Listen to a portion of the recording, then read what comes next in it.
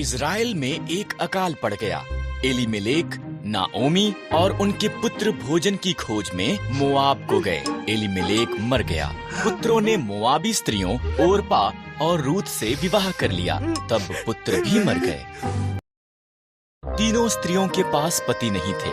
जब इज़राइल में अकाल समाप्त हो गया, नाओमी ने घर जाने का फैसला किया। मोआब में ही रहो। उसने अपनी बहुओं से कहा, ये तुम्हारा घर है। ओरपा वहीं रही, पर रूथ ने कहा, जहाँ भी आप जाओ मैं जाऊंगी। आपके लोग मेरे लोग होंगे, आपका परमेश्वर मेरा परमेश्वर होगा। रूथ और नाओमी इकट्ठे वापस इज़राइल को गईं। ये इज़राइल में फसल के कटने का समय था। नाओमी ने रूथ से कहा कि वो जाकर खेत में काटने वालों के पीछे फसल को बीन ले। खेत एलीमेलेक के संबंधी बोअज का था। बोअज रूथ के पास आया।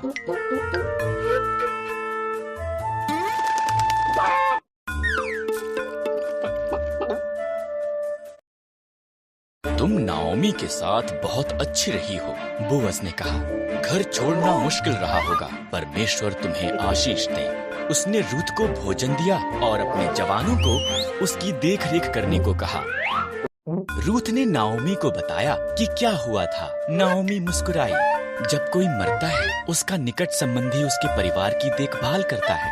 वो व्यक्ति उनका निकटतम छुटकारा देने वाला संबंधी है। बोअज हमारा निकटतम संबंधी है, उसके निकट ही रहना। इसलिए रूथ बोअज के निकट रही। वो हर दिन उसे और ज्यादा पसंद करने लगा। बोअज ने एलीमेलेक की जमीन खरीदी और नाओमी और रूथ की देखभाल की। तब उसने रूथ को उसके साथ विवाह करने के लिए कहा।